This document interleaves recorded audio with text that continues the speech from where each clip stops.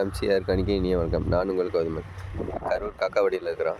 நம்ம இங்கே வந்துட்டு மிளகா நாற்று, தக்காளி நாற்று நம்ம விட்டுருந்தோம். மிளகா நாற்றுகள் ஓரளவுக்கு கம்மியாக தான் முளைச்சிருக்கு. தக்காளி நாற்றுகள் ஓரளவுக்கு எல்லாமே முளைச்சிருக்கு. எப்படி வந்துட்டு இன்னும் ஒரு வாரத்தில் நம்ம இந்த நாற்றுகளை எடுத்து நடவு பண்ணணும். இந்தட்ட நம்ம பார்த்திங்கன்னா வெண்டைக்காய் போட்டிருந்தோம். வெண்டைக்காய் எந்த அளவுக்கு சிறப்பாக வந்திருக்கு பாருங்கள்.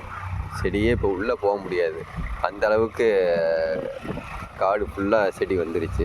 இயற்கை முறையில் செடி பாருங்கள் எந்த அளவுக்கு க்ரீனிஷாகவும் காய்கள் நல்லா தரமாகவும் இருக்குது. இது பக்கத்தில் நம்ம ஒரே ஒரு ட்ரிப்பு ஒரு லைன் மட்டும் கொத்தவரங்காய் போட்டிருந்தோம். கொத்தவரங்காயும் அதே மாதிரி தான். கலர்கள் பாருங்கள் செடியில் எந்த அளவுக்கு க்ரீனிஷாக இருக்குதுன்னு. இது கொத்தவரங்காயும் அறுவடை ஆகிட்டுருக்கு.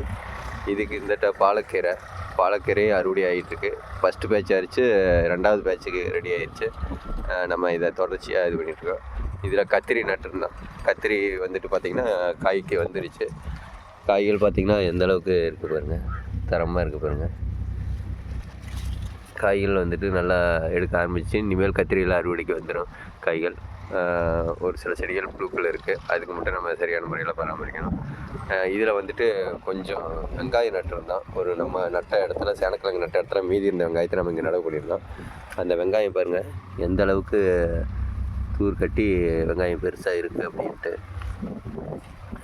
ஸோ நம்ம இயற்கை முறையில் பண்ணுறப்போ அனைத்து பயிர்களுமே அருமையான முறையில் கொண்டு வர முடியும். இது பாருங்கள் தண்டுப்புழு விழுந்திருக்கு. தண்டுப்புழு நம்ம இந்த மாதிரி உடச்சி எடுத்தோம் கத்திரியில்.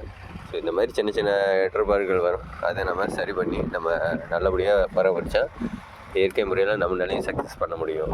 கண்டிப்பாக நீங்கள் அடுத்த வீடியோஸில் இப்போ அங்கே சேனக்கிழங்கு உழவு ஓட்டிகிட்டு இருக்கிற இடத்துல சேனக்கிழங்கு போட போகிறோம். சேனக்கிழங்கு போட்டு அதில் வெங்காய ஊடு பயிர் பண்ணுறோம். அந்த கல் தெரிகிற இடத்துல நம்ம பந்தல் காய்கறி பண்ண போகிறோம். அடுத்து இந்த மூங்கில் நம்ம போன டைம் அடித்தோம். தக்காளி பண்ணோம், கொஞ்சம் சரியாக வரல. இருந்தாலும் திரும்ப இந்த டைம் நம்ம அதில் தக்காளியும் மற்ற பயிரும் நம்ம பண்ண போகிறோம்.